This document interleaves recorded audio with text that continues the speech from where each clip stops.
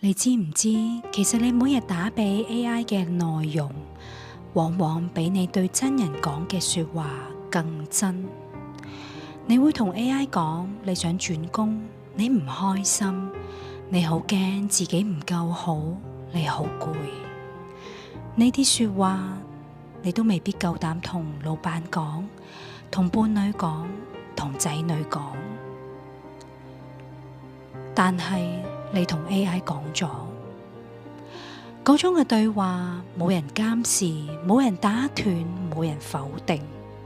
你開始真真正正咁樣去講出嚟。你可以試下一次開 AI 嘅對話框，唔好急住俾指令做任務，唔好淨係叫佢寫文案、排內容、整標題。你可以話：我最近唔知點樣面對轉工嘅問題，請幫我拆解一下我工作真正卡住嘅原因。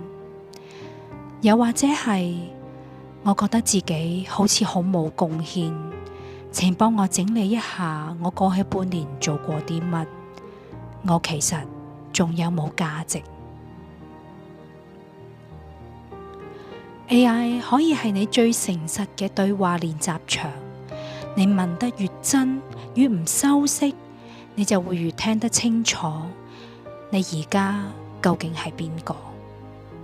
Sawyer想你知道 AI 唔只係工具，佢可以係你情緒嘅出口，入面唔帶批判嘅鏡，映照你真實嘅內心。